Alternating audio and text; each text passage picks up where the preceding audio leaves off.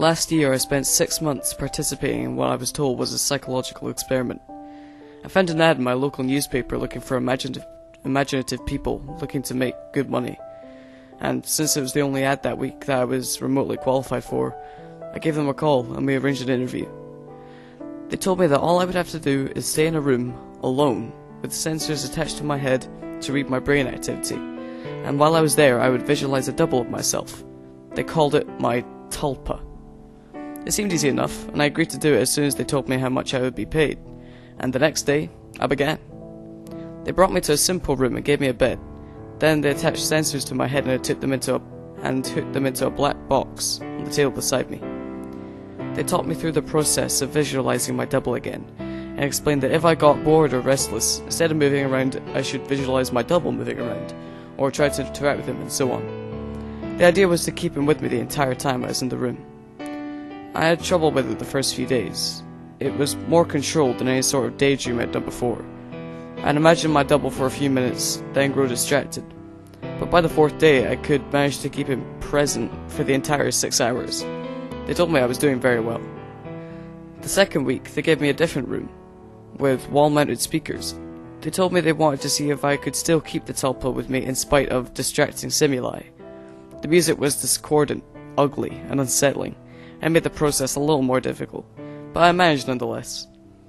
The next week they played even more unsettling music, punctuated with shrieks, feedback loops, what sounded like an old school modem dialing up, and guttural voices speaking some foreign language. I just laughed it off. I was a pro by then. After about a month, I started to get bored. To liven things up, I started interacting with my doppelganger. We'd have conversations or play rock, paper, scissors. I'd imagine him juggling or breakdancing or whatever caught my fancy. I asked the researchers if my foolishness would adversely affect their study, but they encouraged me. So we played and communicated, and that was fun for a while. And then it got a little strange. I was telling him about my first date one day, and he corrected me. I'd said my date was wearing a yellow top, and he told me it was a green one. I thought about it for a second and realized he was right.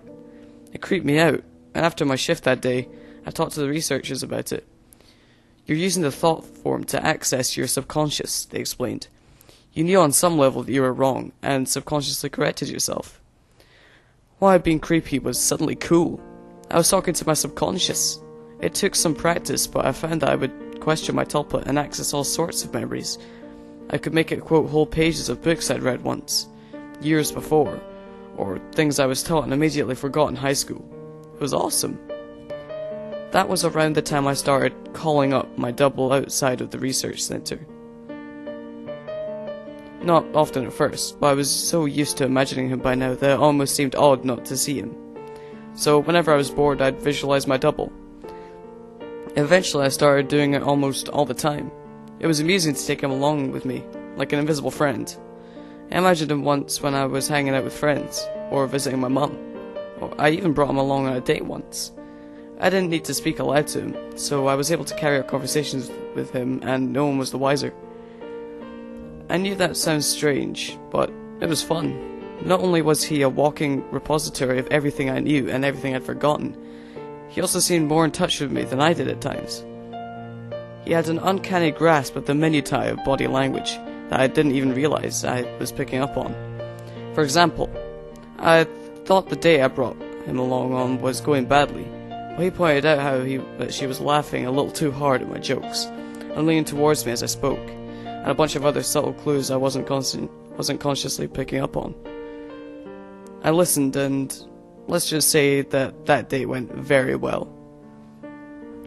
By the time I'd been at the research center for 4 months, he was with me constantly. The researchers approached me one day after my shift and asked me if I'd stopped visualizing him.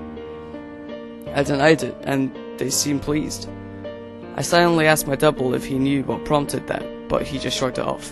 So did I. I withdrew a little from the world at that point. I was having trouble relating to people. It seemed to me that they were so confused and unsure of themselves, while I had a manifestation of myself to confer with. It made socializing awkward. Nobody else seemed aware of the reasons behind their actions, why some things made them mad and others made them laugh. They didn't know what moved them, but I did. Or at least, I could ask myself and get an answer. A friend confronted me one evening. He pounded at the door until I answered, and came in fuming and swearing up a storm. "You haven't answered me when I called you in weeks, you," he yelled. "What's your problem?" I was about to apologize to him, and probably would have offered to hit the bars with him that night, but my Tulpa grew suddenly furious. "Him," it said. Before I knew what I was doing, I heard his nose break. He fell to the floor and came up swinging, and we beat each other up and down my apartment. I was more furious than that I have ever been, and I was not merciful. I knocked him to the ground and gave him 2 savage kicks to the ribs, and that was when he fled, hunched over and sobbing. The police were by a few minutes later, but I told them that he had been the investigator, and since he wasn't around to refute me, they let me off with a warning. My Tulpa was grinning the entire time. We spent the night crowing about my victory and sneering over how badly I'd beaten my friend. It wasn't until the next morning, when I was checking out my black eye and the cut lip in the mirror, that I remembered what had set me off. My double was the one who'd grown furious, not me. I'd been feeling guilty and a little ashamed, but he'd goaded me into a vicious fight with a concerned friend. He was present, of course, and knew my thoughts. "You don't need him anymore. You don't need anyone else," he told me, and I felt my skin crawl. I explained all this to the researchers who employed me, but they just laughed it off. "You can't be scared of something that you're imagining," one told me. My double stood behind him and nodded his head, then smirked at me. I tried to take their words to heart, but over the next few days I found myself growing more and more anxious around my Tulpa, and it seemed that he was changing. He looked taller and more menacing. His eyes twinkled with mischief, and I saw malice in his constant smile. No job was worth losing my mind over, I decided. If he was out of control, I put him down. I was so used to him at that point that visualizing him was an automatic process. So I started trying my damnedest not to visualize him.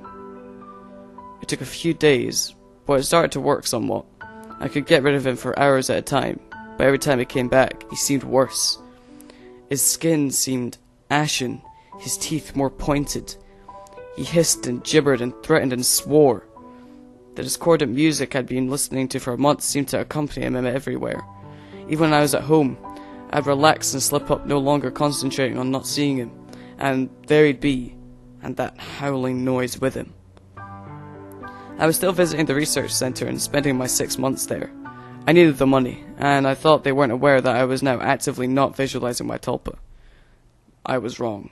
After my shift one day, about 5.5 months in, two impressively dressed men grabbed and restrained me, and someone in a lab coat jabbed a hypodermic needle into me. I woke up from my slumber back in the room, strapped into the bed, music blaring with my doppelganger standing over me cackling. He hardly looked human anymore. His features were twisted, his eyes were sunken in their sockets and filmed over like a corpse's. He was much taller than me, but hunched over. His hands were twisted and the fingernails were like talons. He was, in short, terrifying. I tried to will him away, but I just couldn't seem to concentrate. He giggled and tapped the IV in my arm.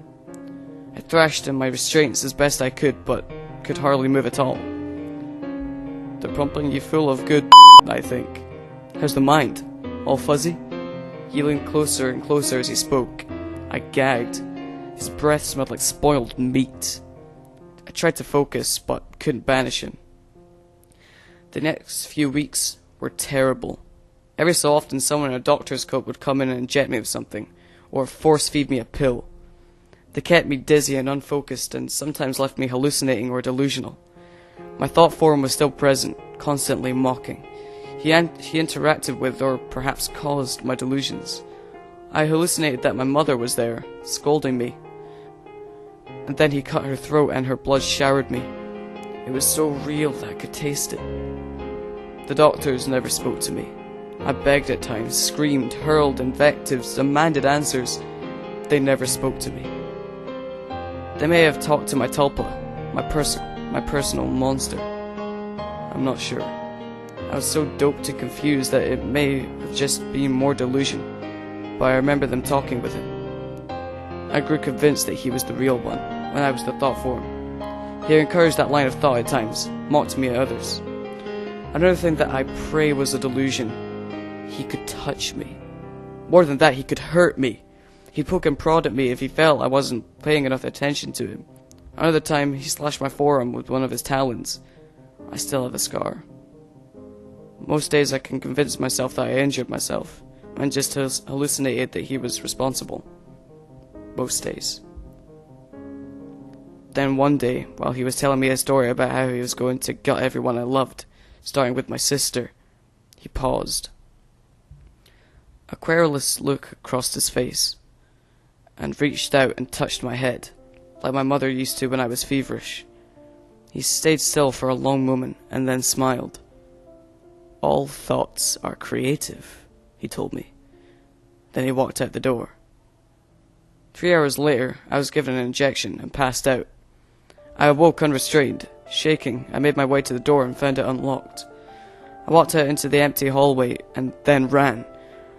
I stumbled more than once, but I made it down the stairs and out into the lot behind the building. There, I collapsed, weeping like a child. I knew I had to keep moving, but I couldn't manage it. I got home eventually. I don't remember how. I locked the door and shoved a dresser against it. Took a long shower and slept for a day and a half. Nobody came for me in the night, and nobody came the next day, or the one after that. It was over. I'd spent a week locked in that room, but it had felt like a century. I'd withdrawn so much from my life beforehand that nobody had even known I was missing. The police didn't find anything. The research center was empty when they searched it. The paper trail fell apart. The names I'd given them were aliases. Even the money I had received was apparently untraceable. I recovered as much as one can. I don't leave the house much, and I have panic attacks when I do. I cry a lot, I don't sleep much, and my nightmares are terrible. It's over, I tell myself. I survived. I use the concentration those taught me to convince myself. It works. Sometimes. Not today, though. 3 days ago, I got a phone call from my mother. There's been a tragedy. My sister's the latest victim in a spree of killings, the police say. The perpetrator mugs his victims, then guts them. The funeral was this afternoon. It was as lovely a service as a funeral can be, I suppose. I was a little distracted, though. All I could hear was music coming from somewhere distant. Discordant, unsettling stuff. It sounds like feedback, and shrieking, and a modem dialing up. I hear it still. A little louder now.